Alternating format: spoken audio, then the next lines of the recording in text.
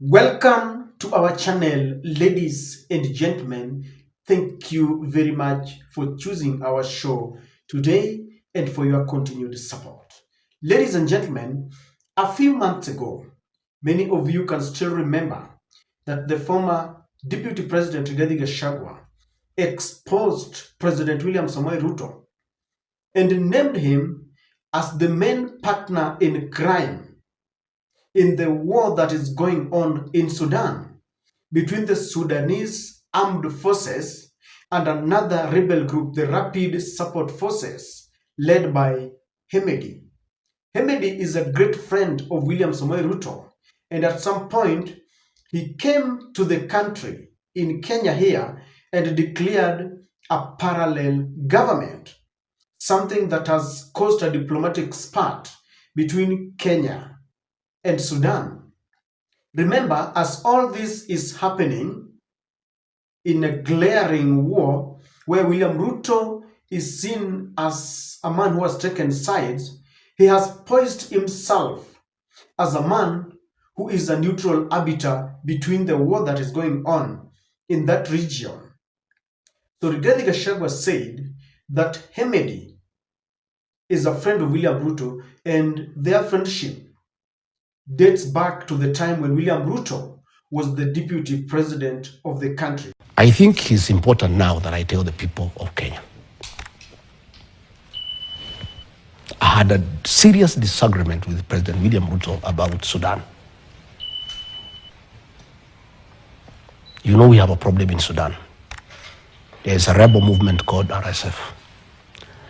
And the leader of that group is called Hemedti, has been the vice president of Sudan. So in 2023, William Ruto called me to his office and told me that diplomatically, a president can only invite a president to visit him, and he has a friend who is a vice president and he cannot invite him. So he wanted me to invite him on his behalf. I recall you said this. And he had a letter. Yes. I signed that letter, and Hemedti came, and we met, we discussed about Kenya and Sudan, but that was not the purpose of the visit. I took him to the president. Later on, I realized they are doing business. After some time, it came clear to me that the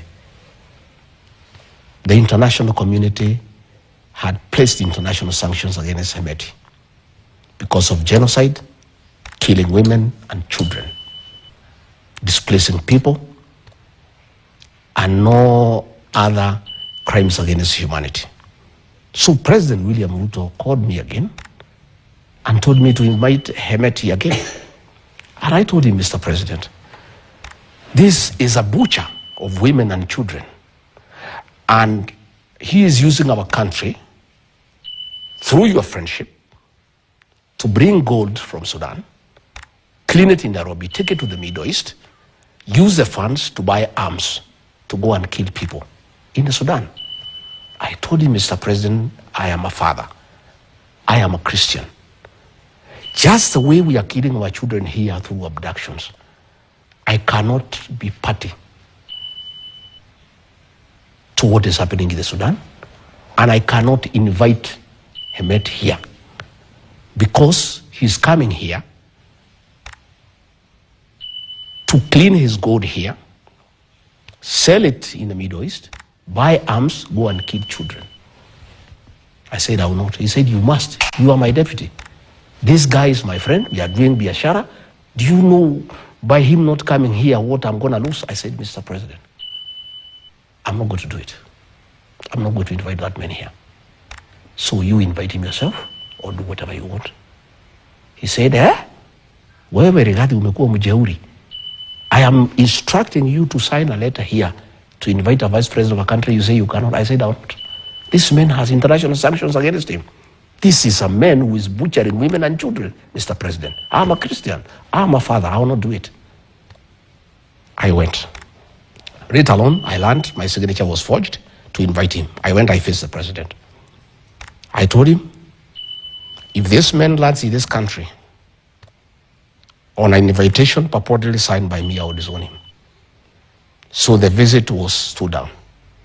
And then he told me, well, Taniona. Now, when Rigathi Gachagua came up with these startling allegations, the president worshipped him in the broad-based government, bashed Rigathi Gachagua, and called him out as a man who was only bitter because he was impeached. But even before dust settled on this matter, both the international and the local media started reporting on the same. In fact, some of the international human rights organizations called out Hemedti and they called out Kenya for keeping a deaf ear when there were a lot of atrocities happening in their neighborhood. As the conflict in Sudan enters its second year, the Kenyan government's association with the Rapid Support Forces, the RSF, has once again come to the fore. Amnesty International shining a spotlight on the sexual violence women and children, get this, as young as one, have suffered at the hands of RSF. Now, the International Human Rights Organization is calling an arms embargo on Sudan and has called out President William Ruto's administration for not speaking out against the use of rape by RSF as a weapon of war. Olive Burrows has more. An Amnesty International report released on Thursday documents the use of rape as a weapon of war by the Rapid Support Forces, a paramilitary group that has for the last 2 years been engaged in a civil war against the Sudan armed forces. The report documents the experiences of 16 women, majority of whom are refugees in Uganda who lived through hell at the hands of RSF fighters. We have documented in the past that both SAF and RSF have been committing acts of human rights violations on civilians. But with this particular one, we're looking at almost everyone that was interviewed spoke about the RSF armed men raping women, gang raping women. Last month, UNICEF reported to the UN Security Council that in 2024, 221 cases of rape against children were documented in 9 states of Sudan, 147 survivors being girls and 33% boys. Now today, ladies and gentlemen, Rigathi Gachagua has been vindicated because there is a report that has been released by the United Nations Security Council, and they have linked Kenya directly to the war going on, to the killings and murder, genocide, and atrocities that are happening in Sudan. Ladies and gentlemen, I want us to go straight to the report, but before that, allow me to request you to subscribe to our channel, click the notification bell. As always, please like and share videos. Thank you very much for your kindest support. It says, United Nations report links Kenya to Sudan's RSF arms supply using Jomo Kenyatta International Airport for logistics. Let's read further. It says, despite being branded as humanitarian missions, dozens of flights ferrying arms, drones, and ammunition to Sudan's battlefields have passed through Kenyan airspace, according to experts.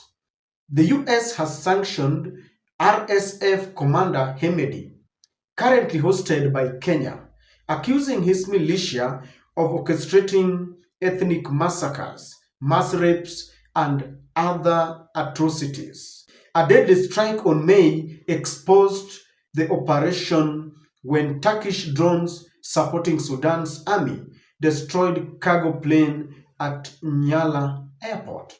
How Nairobi became entangled in Sudan's bloody proxy war, and the report that Kenya's reputation as a regional space broker is under intense scrutiny following a series of UN reports, Sudanese government statements, eyewitnesses' accounts, and experts' analysis implicating the country in Sudan's ongoing conflict.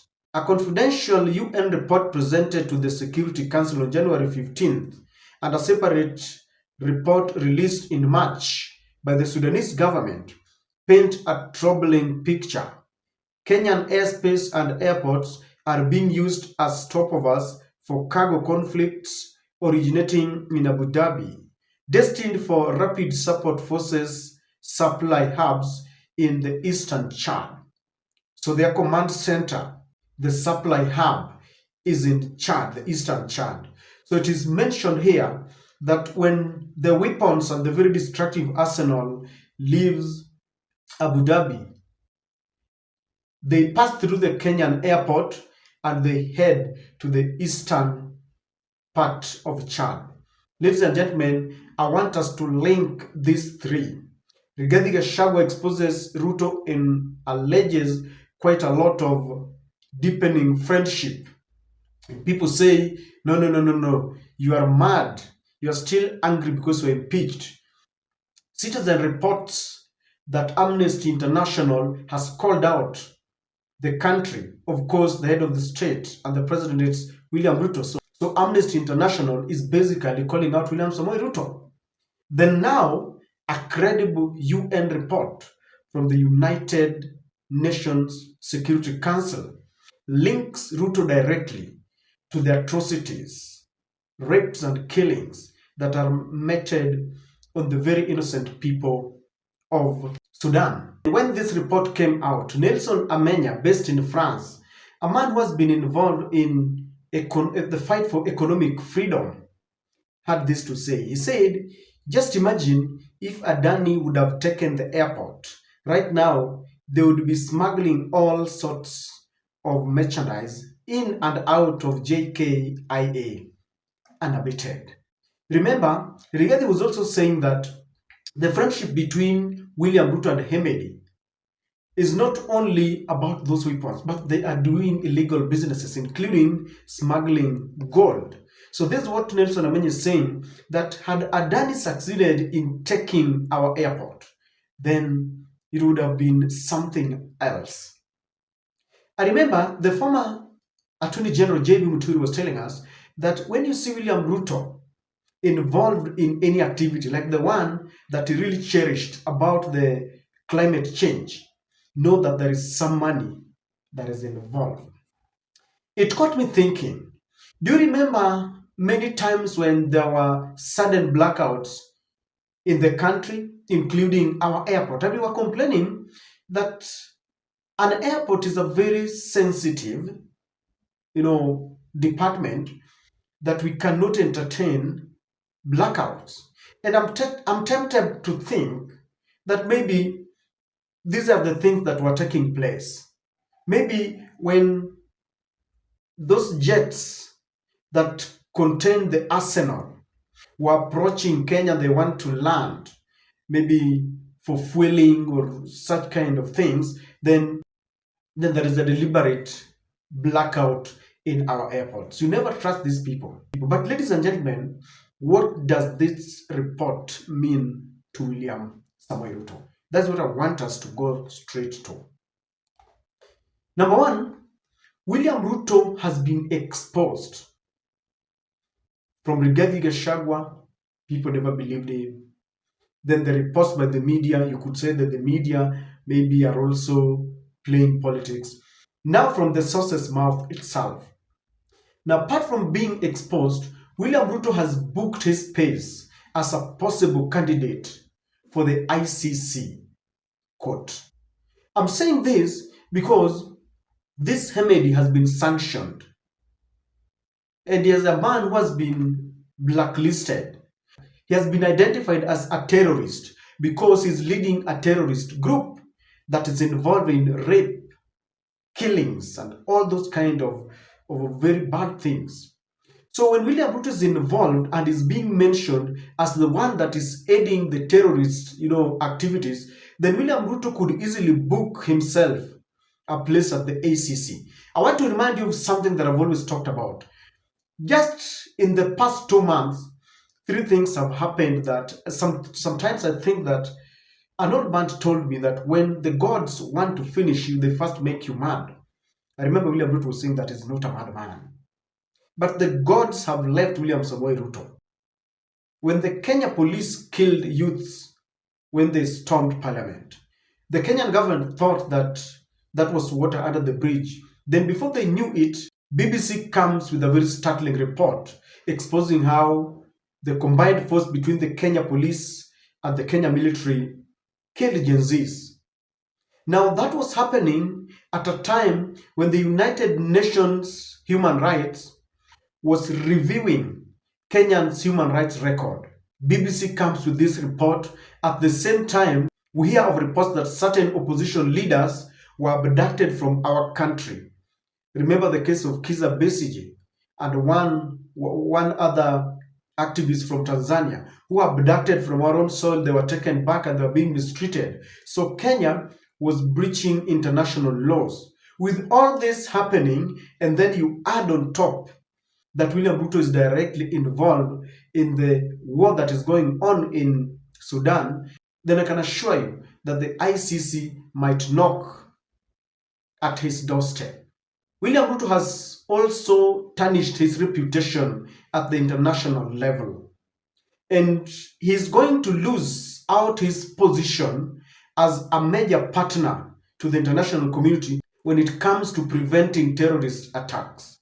Kenya has always been identified as a major partner to the US and Britain, majorly the NATO group, and they have supported Kenya because strategically Kenya sits at a very strong point. And William Ruto, in fact, all the presidents have always been supported to help in combating the terrorist attacks around the area. Remember, there was a time when Joe Biden was in power. Joe Biden pampered William Ruto, and he even praised William Ruto at a UN summit, saying that William Ruto was committed in ensuring peace and tranquility in our borders. The United Nations must continue to preserve peace, prevent conflict, and alleviate human suffering. And we embrace nations stepping up to lead new ways and to seek new breakthroughs on hard issues. For example, on Haiti, the Caribbean community is facilitating a dialogue among Haitian society. I thank President Ruto of Kenya, I thank him for his willingness to serve as the lead nation of a UN-backed security support mission. I call on the Security Council to authorize this mission now. The people of Haiti cannot wait much longer. Now, from a peacekeeper to a partner in crime in a land where children are being killed, women are being raped, and he's being mentioned as the person who is aiding this. So he's going to lose out that. He's been championing, presenting himself as a man who champions, peace. He was in South Sudan. I remember his center, Raila Amolo Odinga, was rejected. He had been rejected in Sudan because he had taken sides doing business with Hemedti. He had a problem with Congo. Currently, we have a problem with Tanzania. There was a time he had a problem with Museveni. So there is a problem with William Samoei Ruto. It is going to lose out that clout. We might no longer be the major partner in this area. And William Ruto, whenever he walks into some of those international summits, he will never lie to anyone again that he's committed to peace in the area. Ruto has lost his ties with the international community. For quite too long, he really hoodwinked them. He was playing a puppet. And this is not going to augur well with our policemen in Haiti. They have traveled far to go and broker peace and maintain peace in that land. Yet, in their own soil, their president is being accused of aiding atrocities and killings and terrorist attacks. In fact, the soldiers, the policemen in Haiti, are going to lose their credibility and authority, because you cannot pretend to be maintaining peace in one country, yet on the other end, your president is aiding violence and violent attacks. It is that bad. Rigathi Gachagua has been vindicated, and to all those who have been calling Rigathi Gachagua names, stop it. Rigathi has even told you that if you rig elections, then 2027 is not going to be the same. It is not going to be business as usual. And you spend 1 whole hour calling for his arrest. Just corroborating what our fears that maybe the government is planning to rig elections. Ladies and gentlemen, the UN report cannot be disputed. You can dispute Rigathi, you can call him names, you can say that he's bitter because he was impeached. You can even discredit Citizen Report or Amnesty. But now, the United Nations Security Council cannot lie. That's my take.